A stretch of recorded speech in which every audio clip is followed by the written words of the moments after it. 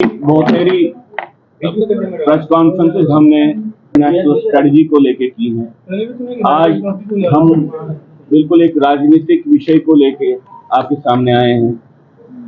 वो राजनीतिक विषय कश्मीरी हिंदू विस्थापितों के साथ संबंधित है, क्योंकि एक धारणा बनाई गई है खासतौर से बीजेपी की तरफ से कि कश्मीरी हिंदू बीजेपी के एक कैप्चर्ड इलेक्टोरल कॉन्स्टिट्यूंसी है। ये धारणा एक बन गई। हम कहना चाहते हैं कश्मीरी हिंदू समाज, विस्थापित समाज, ये किसी की बपोती नहीं है, नहीं ये बीजेपी की पॉलिटिकल होस्टेज है, नहीं कांग्रेस की पॉलिटिकल होस्टेज है।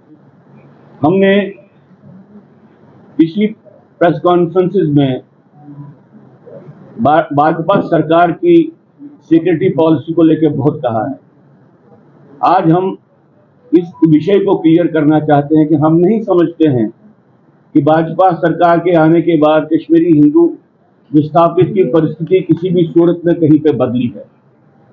कोई भी ऐसा विषय जो उनसे संबंधित हो, चाहे वो उनकी सुरक्षा का सुरक्षा के साथ संबंध हो या उनकी बेहबूदी के साथ संबंध हो, वहां पे भारत सरकार ने, भाजपा सरकार ने और यहाँ पे जो भाजपा की लीडरशिप है, उन्होंने बिल्कुल कुछ नहीं किया। न तो नौकरियों के संबंध में, न तो रिलीफ के संबंध में, न तो कोई ऐसा विषय जो सुरक्षा से संबंधित है उसके विषय में उन्होंने कुछ किया। मैं आपको ये कहना चाहता हूं कि एक भ्रांति है कि प्राइम मिनिस्टर्स एम्प्लॉयमेंट पैकेज को इन्होंने इंप्लीमेंट किया। पहली बात, जिसको प्राइम मिनिस्टर्स एम्प्लॉयमेंट पैकेज कहते हैं, वो पुरानी सरकारों ने शुरू किया। वो भाजपा की कोई बपोती नहीं। भाजपा उसको इवन पूरी तरह से इंप्लीमेंट करने में अभी तक भी असफल रही है।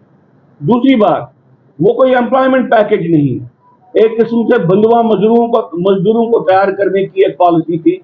किसी तरीके से उनकी हालात का इस्तेमाल करके उनको कश्मीर में उस राजनीतिक तंत्र के हवाले किया जाए जिन्होंने वहां पे अलगाववाद को लाया, क्योंकि भारत सरकार उसी राजनीतिक तंत्र के साथ बार बार समझौता करती आ रही है।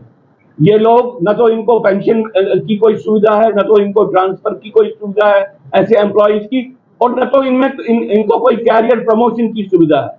ऐसे ऑर्डर्स निकाले गए हैं जो ऑर्डर्स उनको वर्चुअली जहां पे वो इस वक्त हैं वहीं पे वो रहेंगे।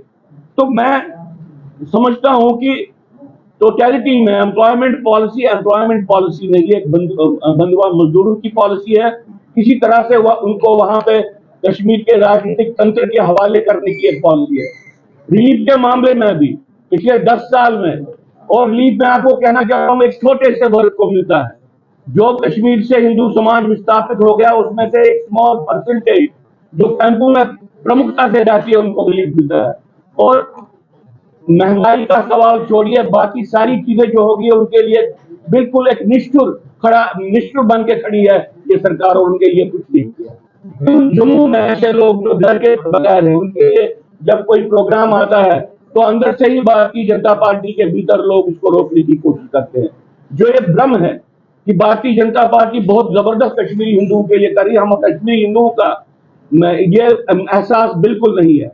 हमको लगता है कि भाजपा में जो लोग जम्मू कश्मीर की पॉलिसी चलाते हैं, वो लोग, उनका एक बायस है, एक सोशल प्रोफाइलिंग है कश्मीरी हिंदू विस्थापित के बारे में, कश्मीरी पंडित के बारे में खास तौर से। और ये जो ये बायस है, ये दिन ब दिन घना होता जा रहा है। जब से इनके प्रमुख आए हैं अरुण कुमार जैसे लोग, तब से यहाँ पे जम्मू कश्मीर में ही जो हिंदू संबंधित जो भी विषय हैं वो विषय पीछे चले गए हैं, और ये बिल्कुल एक लीगल तरीके से किया गया। बहुत से लोगों के वोट, उनकी जो कॉन्स्टिट्यूएंसी बदल दी गई उनके पूछने के बगैर, प्राइवेट लोगों को डिप्लॉय किया गया। भाजपा सरकार कहीं पर समझती है कि ये एक कैप्चर्ड इलेक्टोरल कॉन्स्टिट्यूएंसी है, उनके जेब में है, और जब भी जहां पर भी उनको जरूरत पड़े वो इसका इस्तेमाल करें। वो हिंदू है। जम्मू के हिंदू के साथ भी विश्वासघात हुआ और कश्मीर के हिंदू के साथ भी विश्वासघात हो रहा है। हम समझते हैं कि शायद नई सरकार इन विषयों को अपने संज्ञान में ले ले, क्योंकि उनको जानना चाहिए कि पुराने इलेक्शन में एकदम से जो पार्लियामेंट्री इलेक्शन 20% वोट बीजेपी का कम हो गया है, और ये समझ के हम उनके सामने बात को चेता रहे हैं कि भाई हम लोग, आप जो भी विश्वासघात कर रहे हैं उसको समझ रहे हैं। बहुत बार हम राष्ट्रीय हित को ध्यान में रख के चुप करके बैठते हैं, लेकिन अब आने वाले समय में एक एक्टिव पॉलिटिकल कंटेस्टेशन होगी बीजेपी की पॉलिसीज की। बस ये कह के मैं अपना निवेदन समाप्त करता हूं।